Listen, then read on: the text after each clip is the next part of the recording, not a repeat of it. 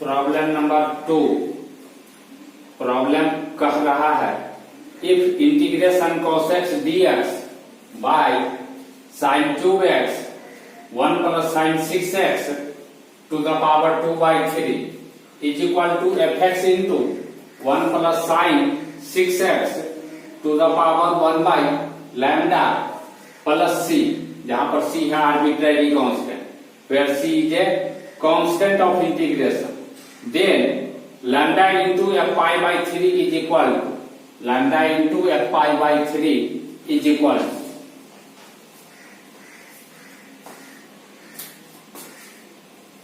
मान लेते हैं इस इंटीग्रेशन को i, इसको i मान लेते हैं, पुट करते हैं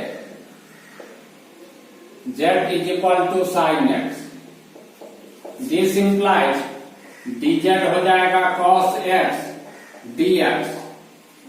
Therefore I is equal to, इसमें रखो dz by z cube 1 plus z6 to the power 2 by 3.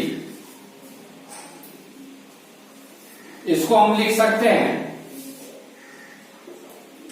Integration dz z cube 1 plus z6 है, इसको ऐसा करते हैं z6 से मल्टीप्लाई भी कर देते हैं, z6 से डिवाइड भी, और इसका पावर 2 by 3 है,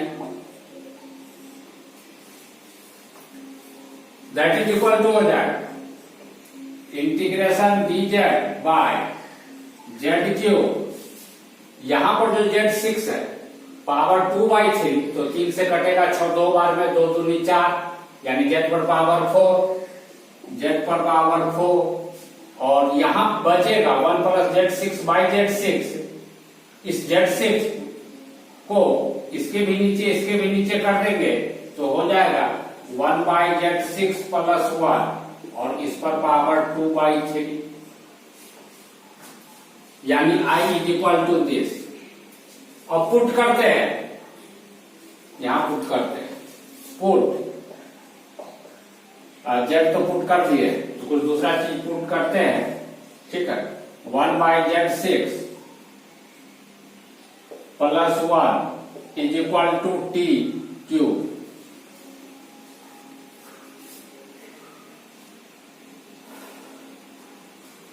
This implies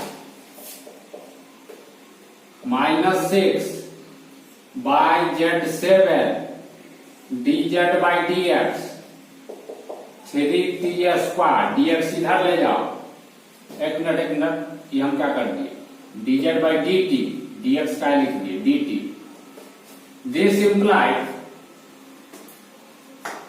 1 by z7 dz is equal to minus 6 इधर, minus 1 by 2 t square dt.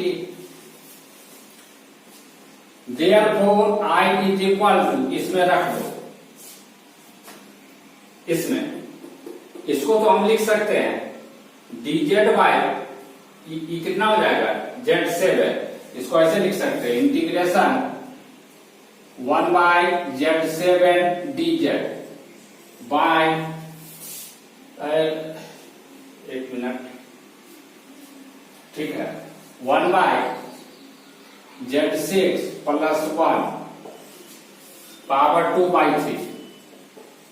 अब इसमें यह वाला सब्स्टिट्यूशन करेंगे तो क्या नजर आएगा, i इज इक्वल टू, मतलब यह इसी को लिखे हैं इस तरीके से. अब इसमें यह सब्स्टिट्यूशन अप्लाई करके लिख रहे हैं, तो i इज इक्वल टू हो जाएगा 1 बाई z7 dz को इतना लिखेंगे, माइनस 1 by 2 बाहर ले लेते हैं, t स्क्वायर dt, और इसको टी क्यू माने तो टी क्यू पर पावर 2 by 3 यानी टी स्क्वायर कट गए, तो हमको बच रहा है i is equal to minus 1 by 2 dt.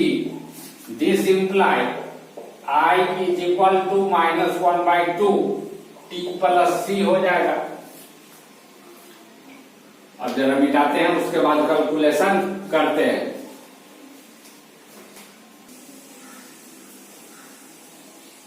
I is equal to आया इतना. This implies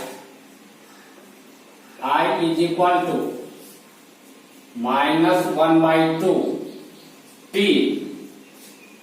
this is equal to t cube, तो t क्या हो जाएगा, इसका power 1/3, 1/z6 plus 1 to the power 1/3 plus c.